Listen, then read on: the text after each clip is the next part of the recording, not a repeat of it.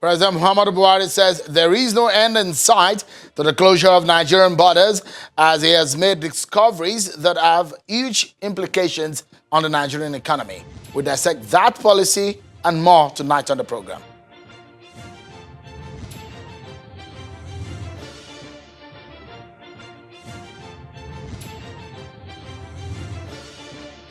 And the electoral umpire INEC is pushing for electoral reforms and has said it will meet with the National Assembly to achieve that purpose. Conversation will begin with the card readers.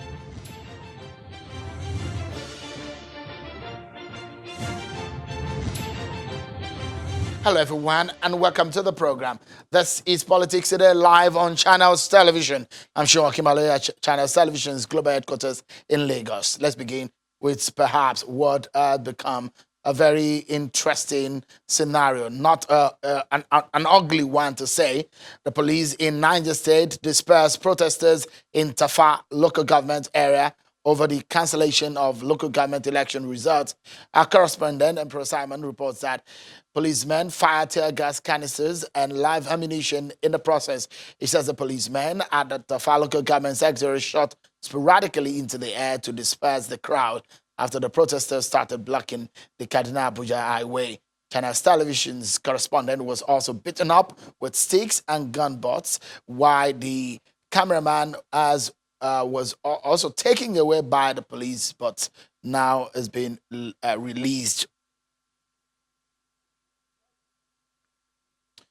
Let's also tell you that President Muhammadu Buhari has arrived in Abuja after his 5-day working visit to Katsina State. The president departed Katsina earlier today after completing the 5-day working visit in his hometown of Daura in Katsina State.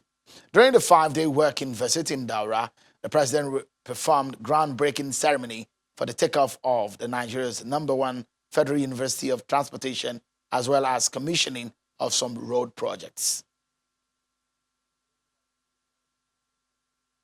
Let's now check out some other political stories we're following for you on our political roundup.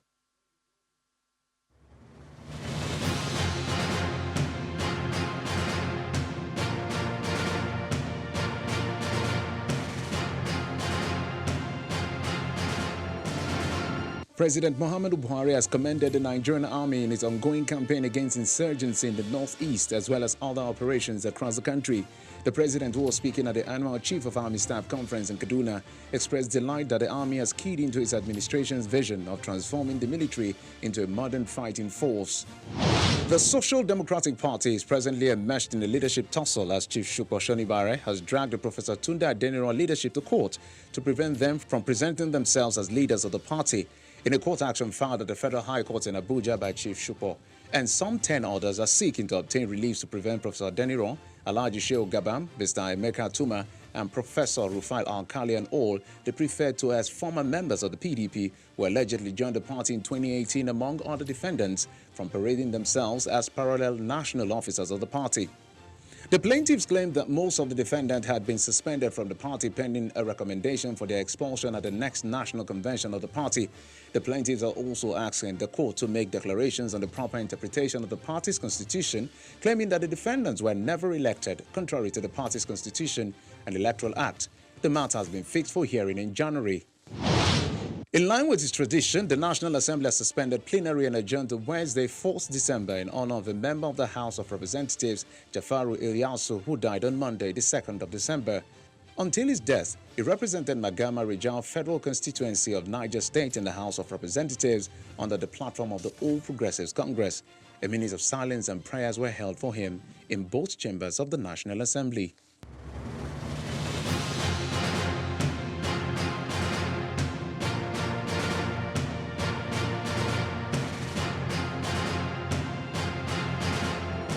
Thank you so much, everyone, for staying with us. This conversation, perhaps, if you're watching at this moment in Benin Republic, in Niger Republic, you probably also have to take a seat and watch carefully because it has to do with the economy of those neighboring countries. It's about the closure of the borders of this country. And so tonight's conversation is about the economic and other implications of the closure of Nigeria's borders. The partial closure of the Nigeria's land borders seems to have been giving some benefits that many might have not anticipated. The decision has resulted in a reduction of domestic fuel consumption by more than 30%. This is according to President Muhammadu Buhari, who insists in a statement that the border closure will save the country billions of naira on import bills. While receiving a delegation of Katsina State Elders Forum at his country home in Daura, President Buhari said he had not given any date for the reopening of the land border. The president then admitted that border communities are experiencing hardship following the ban on sale of fuel at stations 20 kilometers to the border, but explains that the closure would not have been necessary but for the deep-rooted dishonesty in the country. In October, the Controller General of the Nigerian Customs Service, Mr. Ahmed Ali, announced that all goods for now are banned from being exported or imported through our land borders, and that is to ensure we have total control over what comes in. This was his first official confirmation of a full border closure.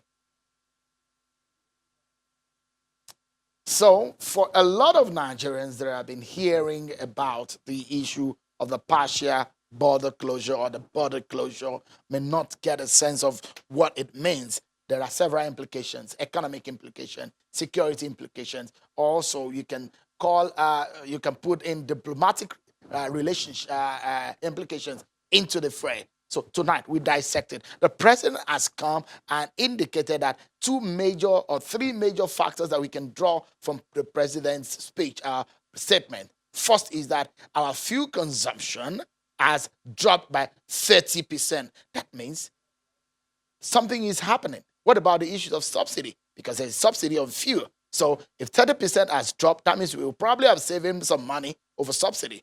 Okay, now that's one reality. Another reality, on the other hand, is the issue of our relationship with some of these countries that are complaining about the land borders and some of the trade that happens around those areas. The president also said, in terms of revenue, it has jumped up.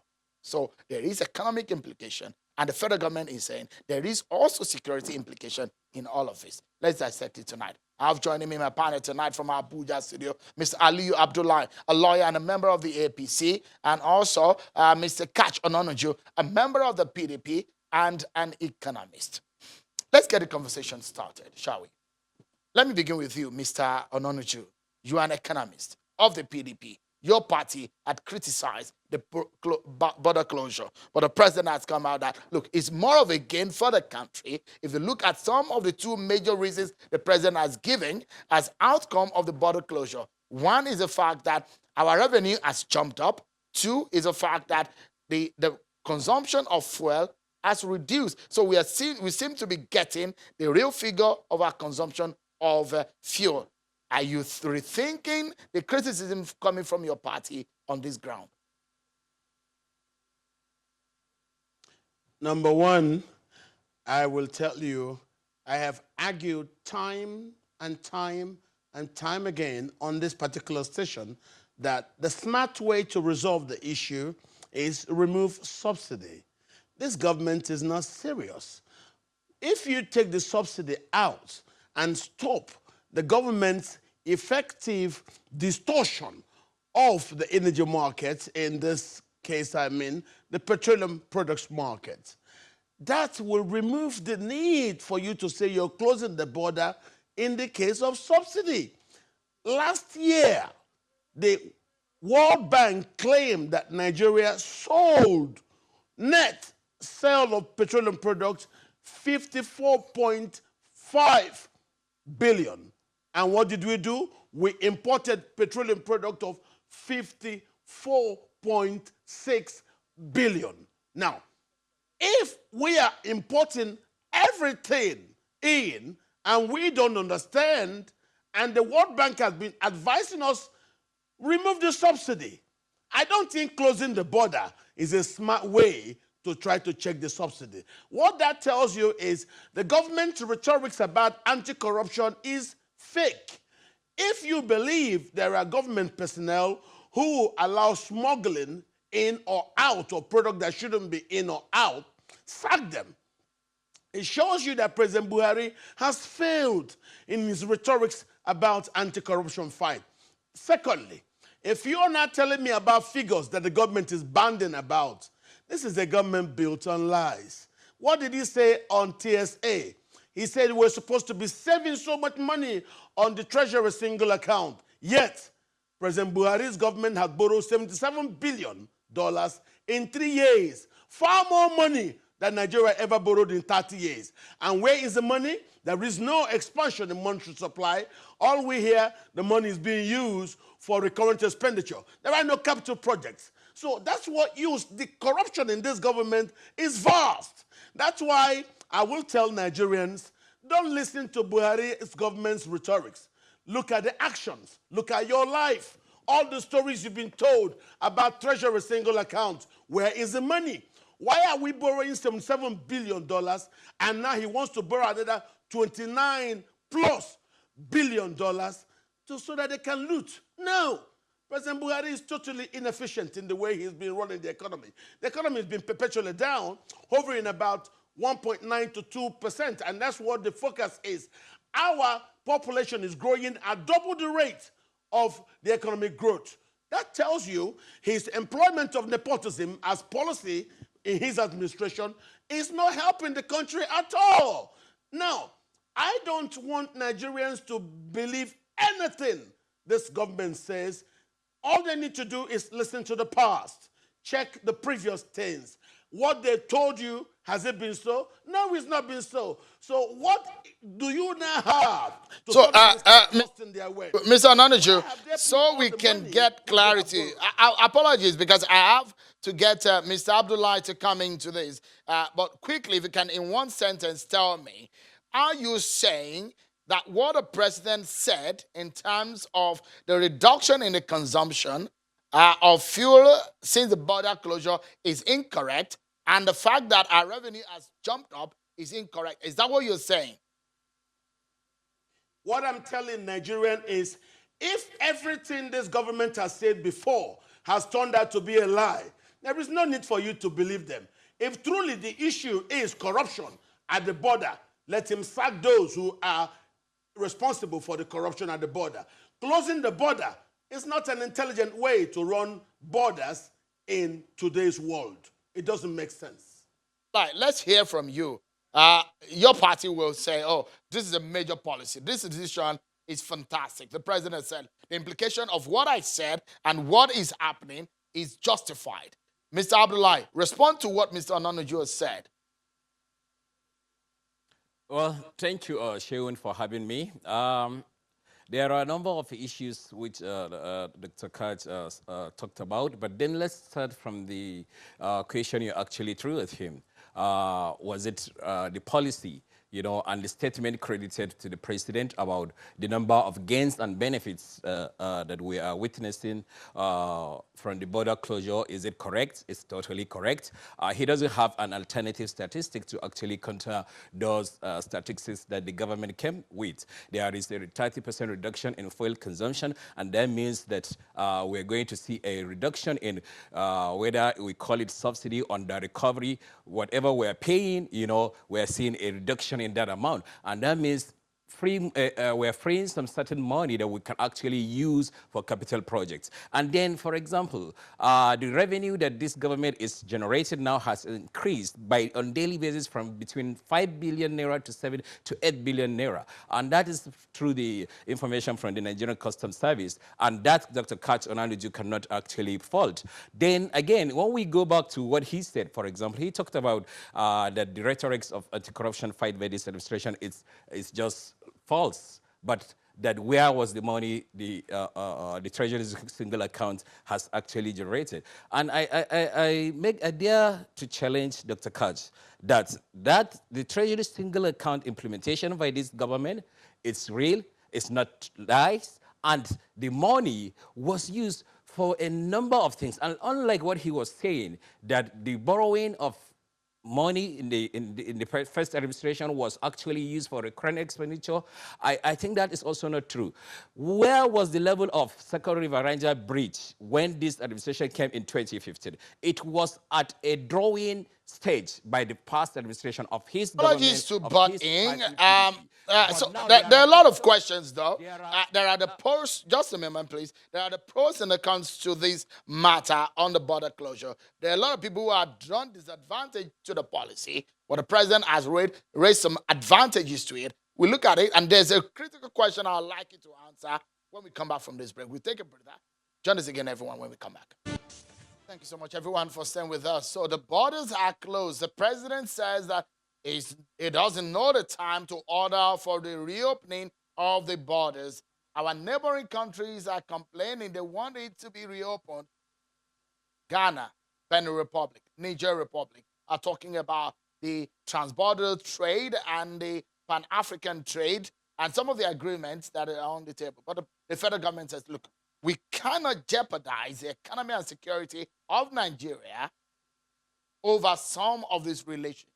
The president has also said our income has gone up, and also the consumption of fuel has gone down by 30%. So we are dissecting these issues. And I have two gentlemen in our Abuja studio. Mr. Kacho Anoniju is a member of the PDP and an economist. And we have Mr. Ali Abdullah, who is a spokesperson in the villa and a lawyer. Thank you so much, gentlemen, for coming on the program tonight. Let me get back to you, Mr. Abdullah. As regarding the issues of the real consumption of fuel and some of the issues that have been raised, this has been some nagging issue over our economy. The issues of fuel subsidy. The present government will say it is under recovery. A lot of people have criticized how much is spent to sustain these subsidies, to subsidize fuel for Nigeria. A lot of people have said there is corruption in that regime.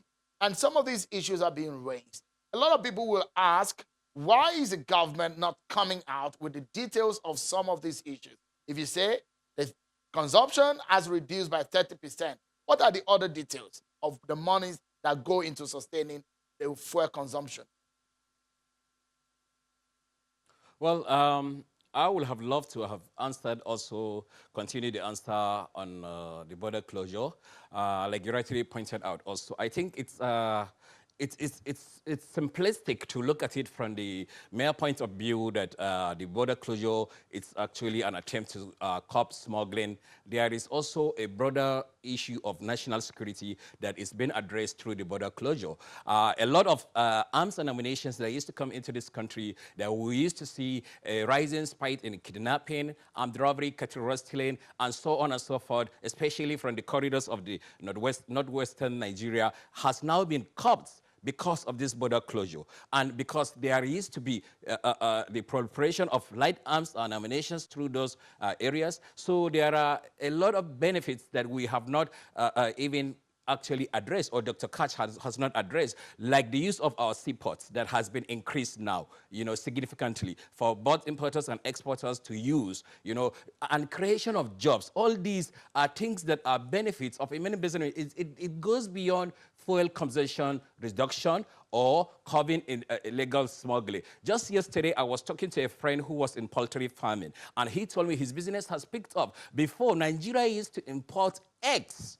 Egg farmers, poultry farmers, they can't actually sell their own eggs, but now his business has picked up. And the story is the same with rice farmers, with poultry farmers, and so on. Now, back to your question, whether the issue of under recovery or subsidy about the fuel subsidy in Nigeria, whether it's shredded in secret, in secrecy, I don't think so.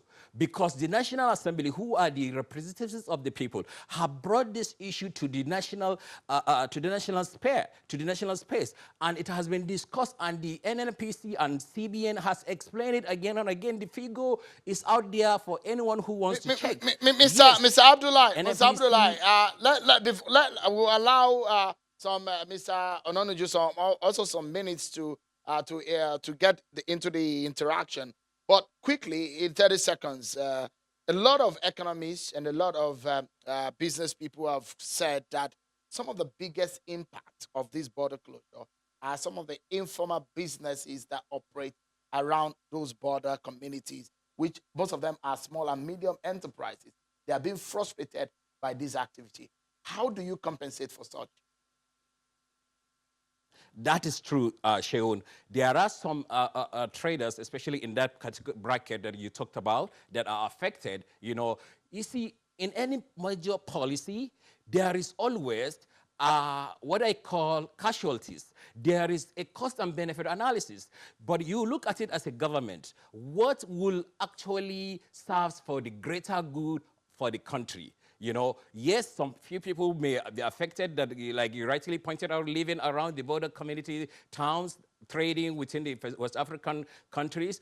But then the best thing, I think, the country will pursue this policy, and don't forget, it's not permanent. It's not full, all to the perpetuity.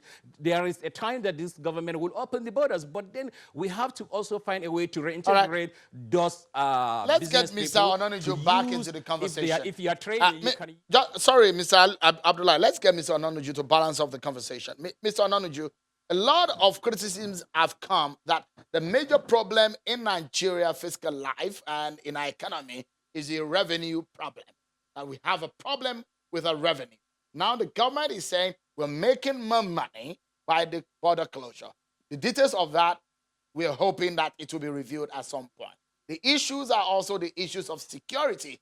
You have criticized this government on some of their policy. When they bring out this kind of policy that they say are bringing gains, Mr. Onanuju, can you give them some credit? No, I will not give the Buhari administration any credit. Why do I say that? The Buhari administration has been known to actively, I repeat, to actively promote insecurity in Nigeria. It has not done a single arrest of all the killings by militia, because the militias were doing what the government probably thought Nigerians didn't give them, and that was a land issue. What arrest has been done? The pictures we saw of a militia man with gun, with an army general standing beside, and the governor of Katsina State standing beside, what happened? The government didn't arrest them. When you don't do such things, you encourage impunity. And that's why I say the government actively promotes insecurity. That's one. That may be a very that may be a sweeping one, Mr. Onanuju. That may be a very big allegation. I mean, you're directly raising an allegation of the government supporting insurgents or insecurity. You may not be able to substantiate as much as it can. But if you wrap up and talk about the issue of the border closure in just 30 seconds, Mr. Onanuju, to say, look, whatever they have done and they say there is benefit, would you give them some credit? Good. What I'm trying to tell you, secondly, it is not sustainable to close border. That is not a way to run a trade policy or an immigration policy at the border. What you must agree is, if your personnel at the border are not doing what you want, then use your anti-corruption rhetorics and bring them into action. But if you don't bring them into, you want to close the border, how can you run an immigration or customs policy by just closing the border? Who ever heard of that ever before? Remember, the last time Buhari came into power as a military head of state, he also closed the border. It didn't work. He's trying the same thing again. It will not work. Okay, we'll leave it at that. Things just don't make no sense. All right, Mr. Onanuju, a member of the PDP and an economist, thank you so much for talking to us. Mr. Ali Abdullah, thank you so much for coming on, a member of the APC and a lawyer. But that's our show for tonight. I want to thank everyone for watching. You can get back into the conversation online via our Twitter handle at CTV Politics. Thanks so much for watching. I'm Sean Kimale. Bye for now.